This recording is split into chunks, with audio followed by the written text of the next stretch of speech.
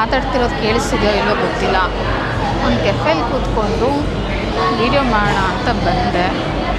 But ಇಲ್ಲಿ ತುಂಬಾ ಜನ ಮಾತಾಡ್ತಿದ್ದಾರೆ, ತುಂಬ ಡಿಸ್ಟರ್ಬೆನ್ಸ್ ಇದೆ. ನಾನು ಕ್ಲಾಸಿಕ್ ಕಾಫಿ ಆರ್ಡರ್ ಮಾಡಿದೆ,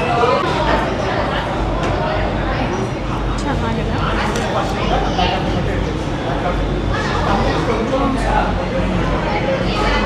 ಏನಾದರೂ ಬರೆಯೋಣ ಅಂದ್ಕೊಂಡೆ, ಬಟ್ ಆಗ್ತಿಲ್ಲ.